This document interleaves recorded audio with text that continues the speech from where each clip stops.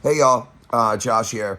We got a submission on drumsetconfessional.com where we're asking people to anonymously share their drug stories there.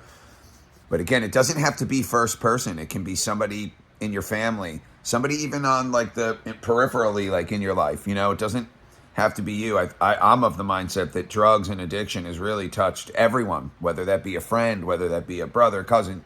You know what I mean? So really powerful story. Pardon the pun. It's a sobering tale. And like I said, these are all shared completely anonymously. So I think she had mentioned after a binge of, she had a boyfriend and they would do anything. They would smoke crack, any drug that came around. And I know plenty of people like that. I mean, I was kind of one of those people. I never smoked crack in my life. For some reason, I find junkies are the masters of rationalization. I use that word a lot, but we are. Like, I would point at a crackhead. First, I would be taking my pills and point at people sniffing dope and say, ew, scumbag, they're sniffing dope. That's gross.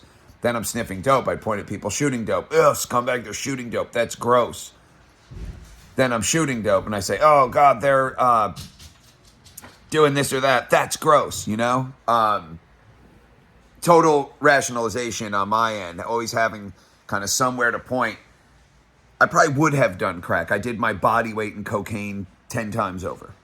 And many nights. The woman in the story, she talks about kind of scouring the carpets at the end of a crack binge, trying to find anything white. And I've been there so many times. I've done that. I know so many people that have done that. Pardon my dogs barking in the background. This is real. I'm in my bed. I'm sipping my coffee out of my Coheed mug here. Not to be funny, but I mean, check it out. I think the overall kind of home-based thing she's talking about is guilt, because in her story, she talks about her kids coming out. It's 8 a.m., 7 a.m., and she's on her hands and knees scouring the carpets. And for the uninitiated here, at the end of a coke or crack binge, you'll do anything for one little speckle of the drug. You'll do anything. Oh God, I've called people at 5 a.m. with the insane stories of why I needed to borrow some money, once I was broke. And I've also fielded those calls, loose friends or acquaintances, 4 in the morning, what? Hello? Oh, dude, I need to borrow $60, man. Sorry.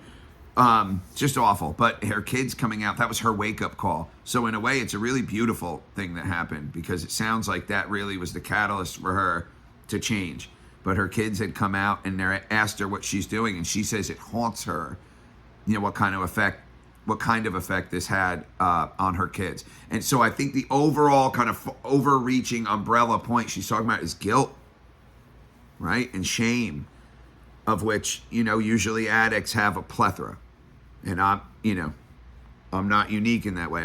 Believe me, I have my own, a laundry list of things that, sometimes the memory lands, and God, sometimes I have to hide under the blanket. I have to pull the blanket up and just hide, because I am ashamed. But let me tell you what, and I say this to myself too, me, you, everybody, what would be truly shameful is never changing. And if those kids coming out, and that was the catalyst for your wake-up call, as you said in your story, then that's a great thing. I think it's safe to say just the fact that it's on your radar and that you're concerned about what kind of effect this had on your kids. I can tell you love your kids. I don't know you. I don't know who you are, but I can tell you love your kids. The fact that you dedicate your time and energy to thinking about their well-being, and this served as a catalyst. Man, again, my advice is only advice of a dude. We could be sitting here having coffee. I don't know shit.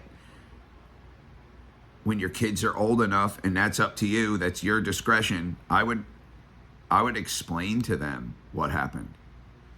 I've been pretty forthcoming with my stepdaughter Maggie about drugs, and I personally, it's part of what we're doing here with Drum Set Confessional. I think it,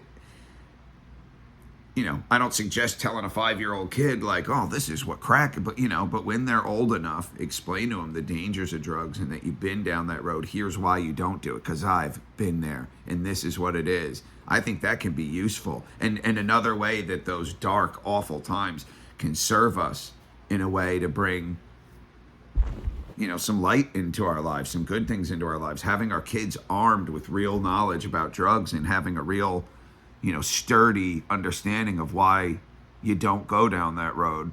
That's a good thing. And if that's what that experience can provide, well, that's a way to really kind of dredge some good out of that bad experience. But man, I appreciate you sharing the story. I wish I had, better stuff to say. I'll tell you, I read it 5 times and I'm just like really moved. But man, I've been there. I've been there 100 times, 1,000 times on a carpet, sun up, the birds, face hurting.